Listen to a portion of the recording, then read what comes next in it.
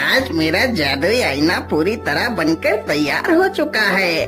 अब मैं पूरी दुनिया पर राज करूंगा, लेकिन उससे पहले मैं उस अच्छी जादूगरनी को बंदी बनाऊंगा। तुम चिंता मत करो बेटा, सब कुछ ठीक हो जाएगा। अरे ओ जादूगरनी, आजकल तुम्हारे भलाई के चर्चे तो पूरे राज्य में हो रहे हैं। थोड़ा सा हमारा भी भला कर दो। अरे दुष्ट जादूगर, तू फिर से आ गया। आज तो मेरे हाथों से नहीं बच पाएगा। जादूगरनी तुरंत अपने जादुई छड़ी से उसके ऊपर वार करती है, लेकिन जादूगर अपना आईना सामने कर देता है तो वह अच्छी जादूगरनी उसी आईने के अंदर चली जाती है। ओ दुष्ट जादूगर, मुझे यहाँ से बाहर निकाल। मेरी अच्छी जादूगरनी, अब इसी आईने में सड़ती रहो पूरी जिंदगी। अब तो मैंने इस जादूगरनी को कैद कर लिया है। चलो अब महाराज को बंदी बनाता हूँ और खुद इस राज्य का राजा बन जाता हूँ।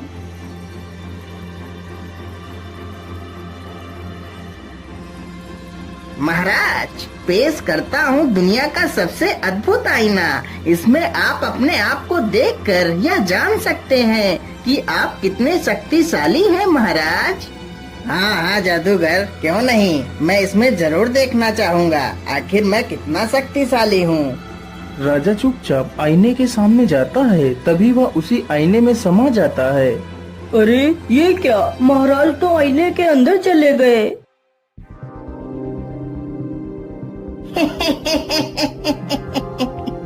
ध्यान से सुनो मेरे दरबारियों, आज से तुम्हारा राजा मैं हूँ। अरे दुष्ट जादूगर, हम तुझे जिंदा नहीं छोड़ेंगे। सैनिक जैसे ही आगे बढ़ते हैं, जादूगर उन्हें वश में कर लेता है। राज्य सभा में जितने भी लोग थे उन सभी को वह जादूगर अपने वश में कर लेता है।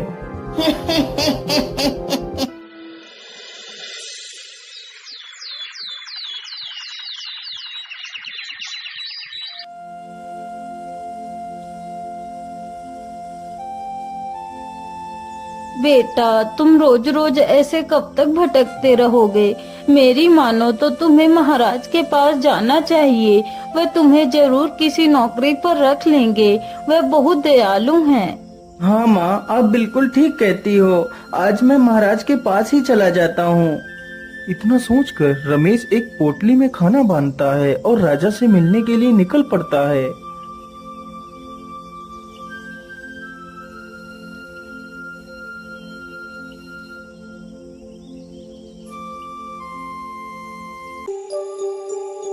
अरे कौन है तू और मुंह उठाकर कहाँ चला आ रहा है? मेरा नाम रमेश है और मैं महाराज से मिलने के लिए आया हूँ। महाराज से मिलने? लेकिन उनसे मिलने के लिए तो तुम्हें इस आईने के अंदर जाना पड़ेगा। लेकिन मैं कुछ समझा नहीं, आप क्या कहना चाहते हैं? मैं यही कहना चाहता हूँ कि मैंने तुम्हारे महाराज को बंदी बना लिया है और अब मैं खुद इस राज्य का राजा बन गया हूँ। वैसे तो मैं एक जादूगर हूँ। अरे दुष्ट जादूगर, तू मेरे महाराज को छोड़ दे, नहीं तो मैं तुझे जिंदा नहीं छोड़ूंगा। बेचारा रमेश जैसे ही उस पर प्रहार करने के लिए आगे बढ़ता है, तभी वह जादूगर तुरंत ही अपने आईने को रमेश के सामने कर देता है तो रमेश भी उसी आईने में समा जाता है। अरे ये मैं कौन सी दुनिया में आ गया? लेकिन यहाँ पर तो कोई भी नहीं दिखाई दे रहा है। आखिर महाराज कहाँ पर हो सकते हैं? चलो सीधे ही चलता हूँ।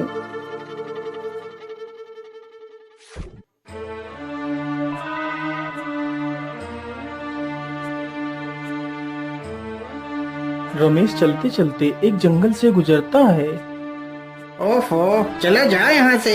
अब तुम दोनों बड़े हो चुके हो। अब तुम दोनों को हम खाना नहीं खिला सकते, इसलिए तुम दोनों को खाना ढूंढकर खुद खाना चाहिए। लेकिन पिताजी, अभी तो हम खाना ढूंढ नहीं सकते।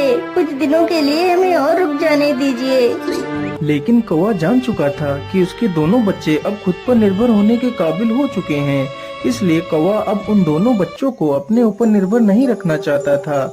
इसलिए कौवा उन दोनों को भगा रहा था। कौवे की ये सारी करतूतें रमेश नीचे खड़े होकर सुन रहा था।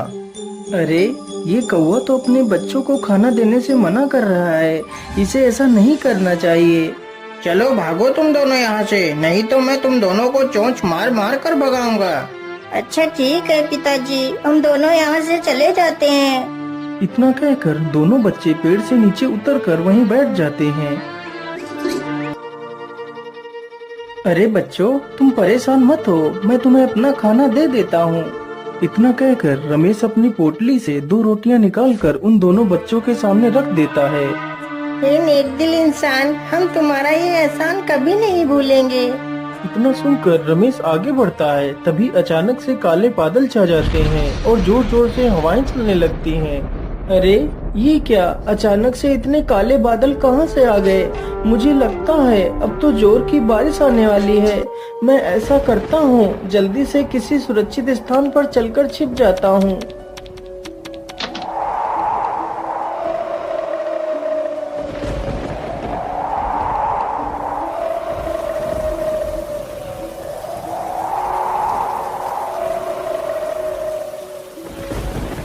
अरे उधर तो एक झोपड़ी है, चलो जल्दी से उस झोपड़ी में चलकर छिप जाता हूँ। रमेश जल्दी से उस झोपड़ी में जाकर छिप जाता है। ओहो, आज तो मैं कितना थक गया हूँ। मैं ऐसा करता हूँ, इसी स्थान पर थोड़ा सा आराम कर लेता हूँ। इतना कहकर वह जमीन पर लेट जाता है और सो जाता है। अरे भैया, जिस भले आदमी ने हमें खाना खिलाया था वह कालिया की झोपड़ी की तरफ गया है। अगर कालिया आ गया तो उस भले आदमी को वह नुकसान पहुंचा सकता है। हमें जल्दी ही उस झोपड़ी में चलना चाहिए। इतना कहकर वे दोनों झोपड़ी की तरफ निकल पड़ते हैं। वह झोपड़ी एक सर्प की थी। अरे यह मेरे घर में कौन सो रहा है? इसकी इतनी हिम्मत कि मेरे घर में सोए। मैं इसे जिंदा नहीं छोड़ूंगा। इतना कहकर वह सर्प उसे डसने के लिए आगे बढ़ता है। तभी वह दोनों बच्चे वहां पर आ जाते हैं और उस सर्प की पूंछ पकड़ लेते हैं। ओहो, ये इतनी जोर जोर से कौन चिल्ला रहा है? मुझे सोने दो। अरे राम राम राम, ये कितना जहरीला सर्प है। क्या करूं, क्या करूं? रमेश तुरंत ही पास में पड़े एक पत्थर को उठाता है और सर्प के ऊपर पटक देता है, जिसकी वजह से सर्प मर जाता है। अरे बच्चों, तुम्हारा बहुत बहुत धन्यवाद। यदि आज तुम दोनों नहीं होते तो मैं आज इस सर्प के हाथों मारा जाता। इतना कहकर रमेश आगे के लिए निकल पड़ता है। वह चलते चलते समुद्र के किनारे से गुजरता है। तभी वह देखता है एक मछली पानी के बाहर पड़ी है और तड़प रही है। यह देखकर रमेश को उस पर दया आ जाती है। अरे राम राम राम, ये मछली तो समुद्र की लहरों की वजह से बाहर आ गई है। चलो इसे वापस पानी में छोड़ देता हूँ। रमेश तुरंत उस मछली को उठाता है और पानी में छोड़ देता है। अरे युवक, तुम महान हो, तुमने मेरी जान बचाई। मैं तुम्हारा यह उपकार अपने पूरे जीवन नहीं भूलूंगी। तुम्हें जब भी मेरी मदद की आवश्यकता पड़े तो तुम मुझे जरूर याद करना। ए मछली, मैं यहाँ पर अपने महाराज को ढूंढने के लिए आया हूँ। क्या तुम हमारे महाराज को ढूंढने में मेरी मदद करवा सकती हो? हाँ हाँ, मैं जानती हूँ। तुम यहाँ से सीधे चले जाओ, वहाँ पर एक जादुई गुफा आएगी, तुम उसी में चले जाना। तुम्हें वहीं पर महाराज मिल जाएंगे। मछली की यह बात सुनकर रमेश सीधे उसी दिशा में चला जाता है।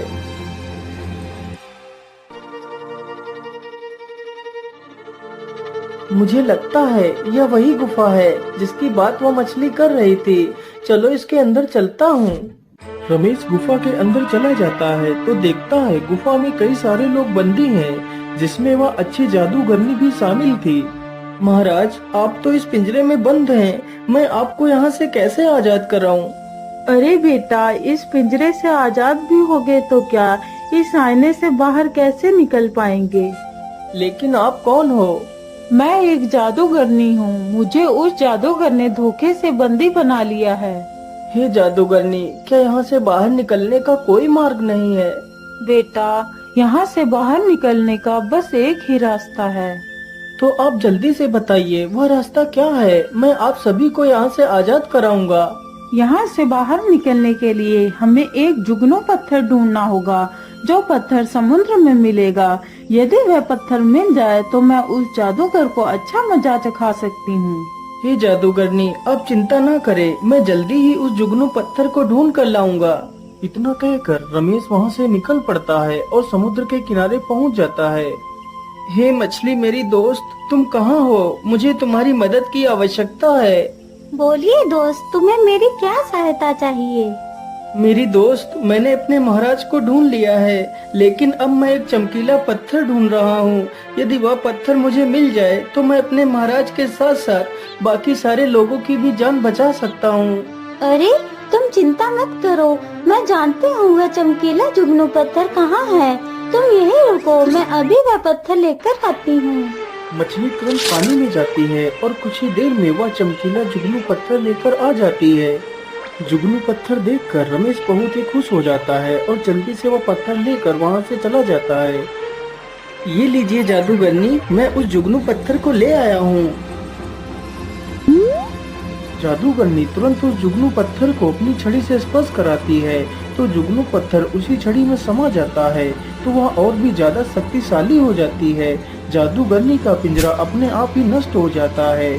फिर वह सभी को आजाद करा देती है।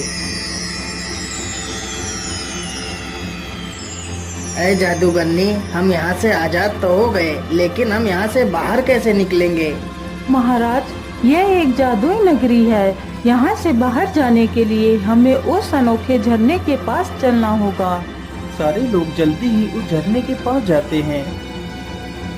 लेकिन यहाँ पर तो कोई रास्ता नजर नहीं आ रहा है।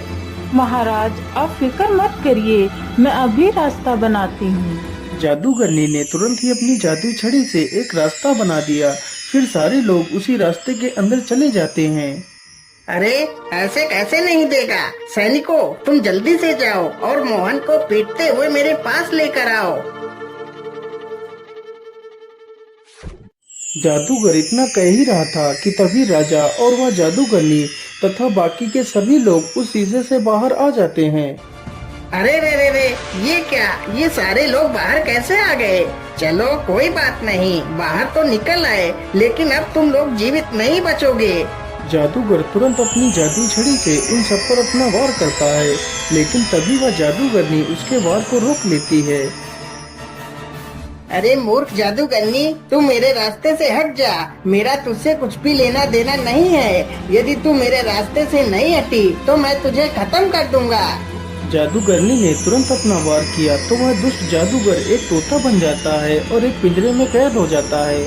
महाराज, अब ये दुष्ट जादूगर आपको कभी भी परेशान नहीं कर पाएगा। हे जादूगरनी, तुम्हारा बहुत बहुत धन्यवाद। मैं तुम्हारे इस उपकार को कभी नहीं भूलूंगा। इतना सुनकर वह जादूगरनी उस तोते के पिंजरे को उठाती है और वहाँ से चली जाती है। लेकिन बेटा, तुम कौन हो और तुम अचानक से उस आईने में कहां से आ गए थे? महाराज, मेरा नाम रमेश है और मैं आपके राज्य में ही रहता हूँ। फिर रमेश अपनी सारी कहानी राजा को सुनाता है। अरे रमेश, तुम बहुत ही बहादुर हो। मैं तुमसे बहुत प्रसन्न हुआ। यदि तुम अपनी बहादुरी नहीं दिखाते तो हम कभी भी उस कैद से आजाद नहीं हो पाते। इसलिए आज से तुम मेरे विशेष अंगरक्षक हो। उसी दिन से रमेश राजा का विशेष अंगरक्षक बन जाता है।